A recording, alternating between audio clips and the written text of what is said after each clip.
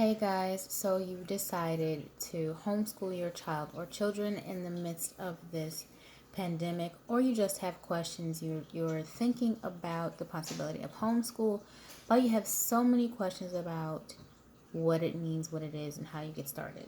So I have a list of a lot of the commonly asked questions that I've come across personally. So I'm just going to touch on just a few of those questions. I think it'd just be easier for everyone to just kind of fly through a really quick video and see if any of these have answered any of your questions.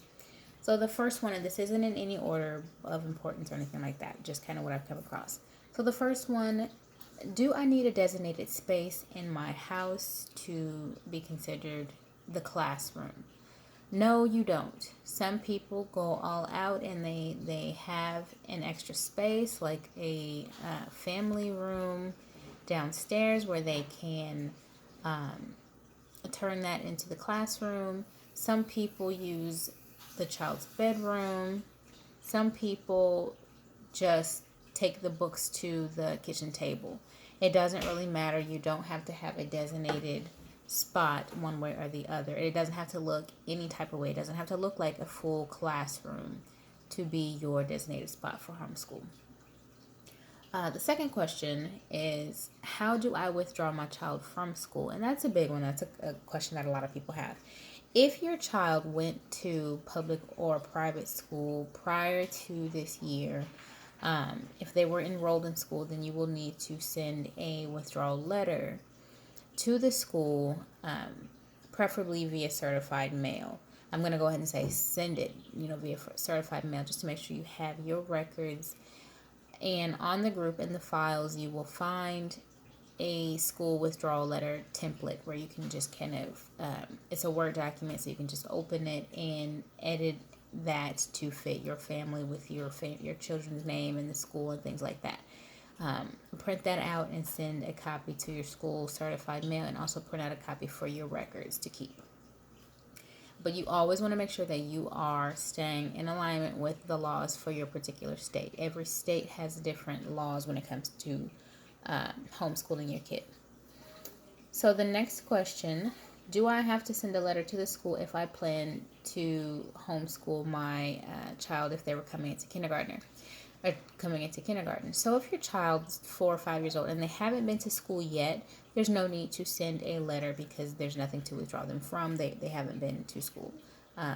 You simply just start homeschooling as you would any other way.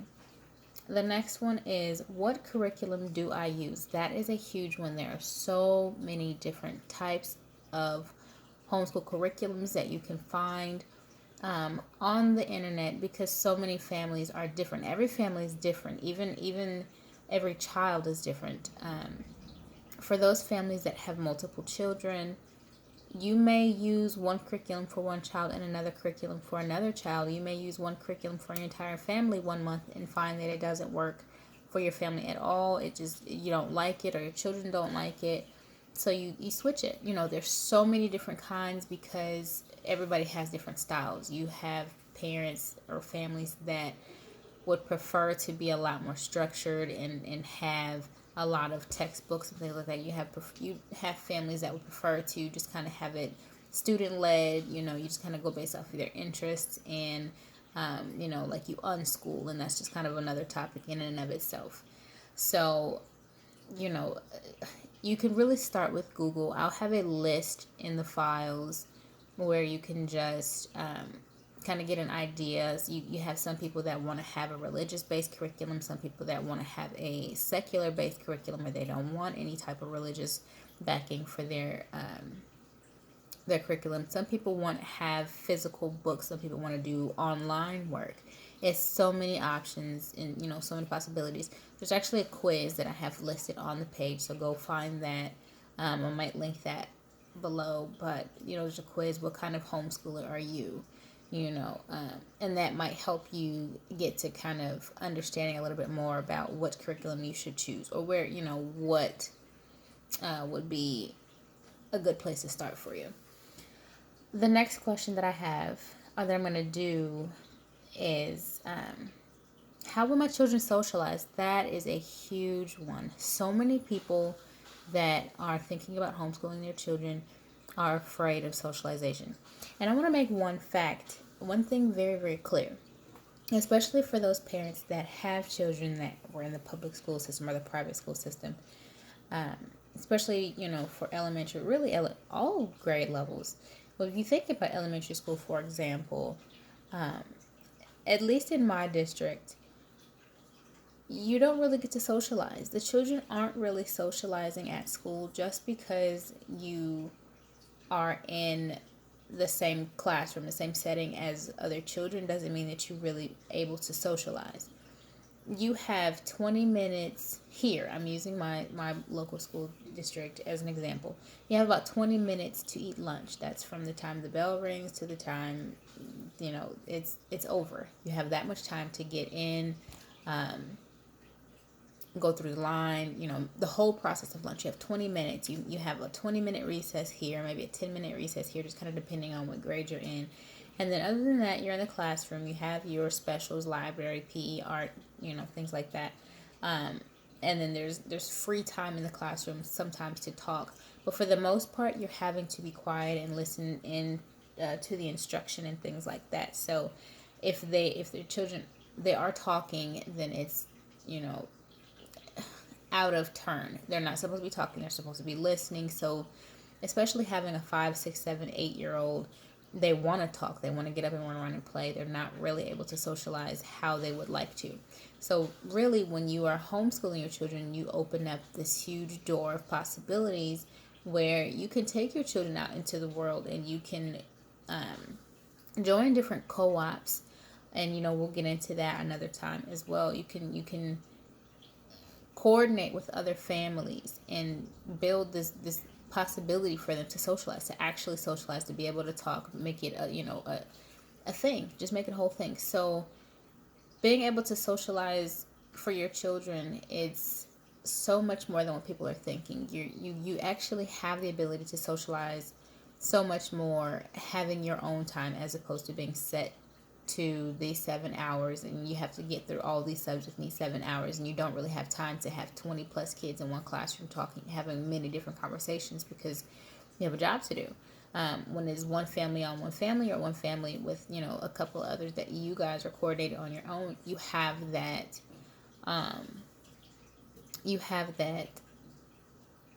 kind of leeway. You can make that happen.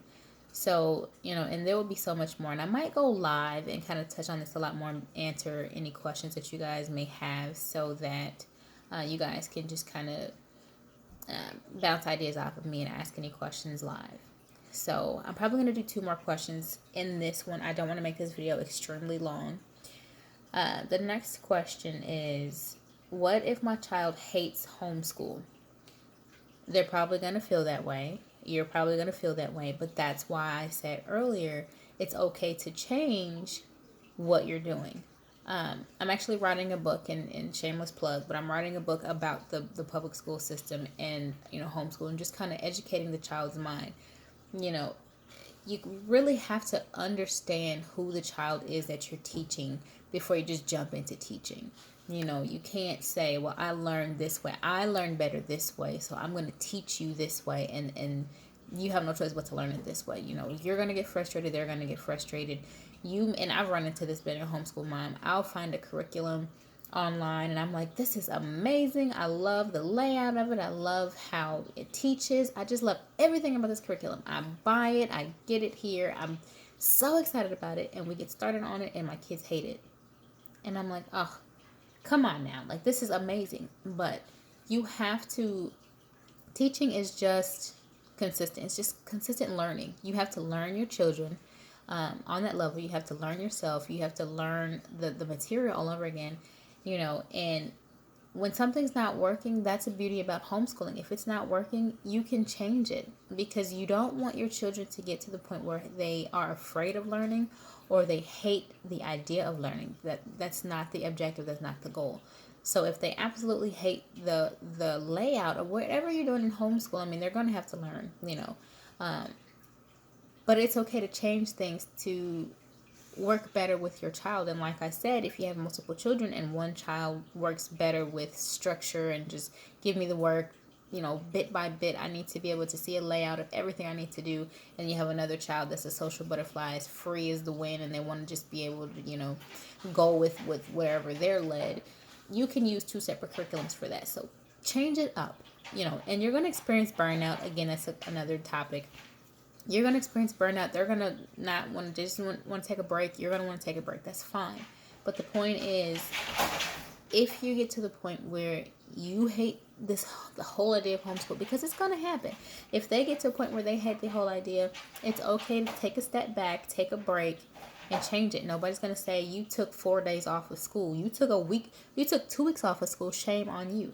You need to do what's best for your family, because you don't want your children to get to the point where they are afraid of learning or hate learning, because life is all about learning. So, that's a huge one. And I'm going to do one more because it's already getting pretty lengthy. The last one that I'm going to do is, well, I just answered that one. What if I hate homeschool? It's kind of the same in what I just answered. Okay, one big one is, what if my child has ADHD? I got quite a few messages saying, what if my child has ADHD? Again, anytime you're dealing with a child that has any diagnoses, anything that could be considered a challenge, it's actually a really good thing that they are able to be at home, Oftentimes, and when it comes to ADHD, and I'm not going to get in to my personal opinions too much, if I can help it, when it comes to ADHD, attention deficit hyperactive disorder, typically speaking, if you introduce a child with ADHD to something that they really just take to, they really love, it can hold their attention for a very, very, very long time. So oftentimes people have an attention deficit to something that they have no interest in. I'm the same way. If I'm not interested, I'm not going to pay attention. I'm going to be all the way off into the left field and I'm not going to pay any attention. So you are able to cater your homeschool to your child, or your children.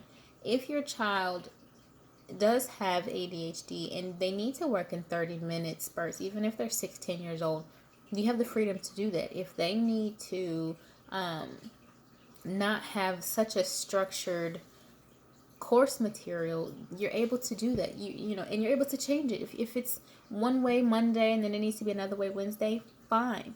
Just find what works. You still have the ability to typically in my local district, minus the pandemic, you can typically still get services through the school district if you qualify for them. So definitely check with your district if you choose to continue homeschooling after everything is said and done with the pandemic. But there's still so many services out there.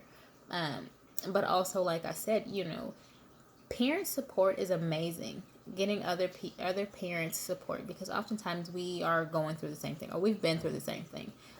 So reach out to these co-ops, even if right now, a lot of your support is online.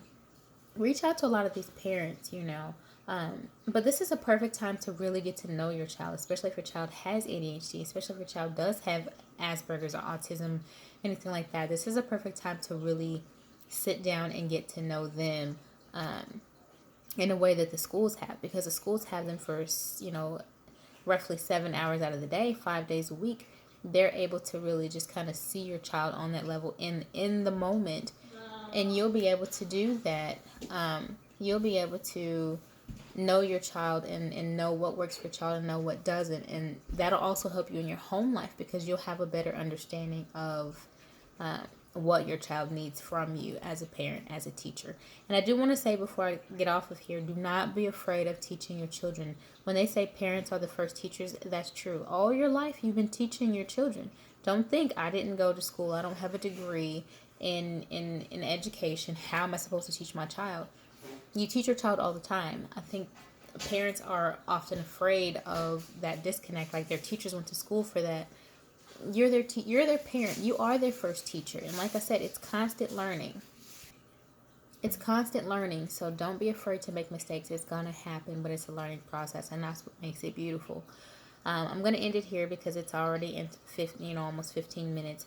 But I just wanted to answer a few questions. I have plenty more. Like I said, I might go live and answer a few more. If you watch this video and you prefer that I went live, please comment down below and let me know. If you watch this video and you prefer that I just kind of type out the Q&A, which I may do anyway, please let me know just kind of what works best for you. And let me know if you have any other questions. I'd love to hear it, and you know, or if you have any advice on top of what I've said, I'd love to hear that. So I'm going to end it here. Thank you so much for joining the group. If you haven't joined the group and you saw this video on YouTube, please go over to Facebook. The group is called Homeschool-Getting Started during COVID. So thank you again, and I will see you guys next time I make a video or go live.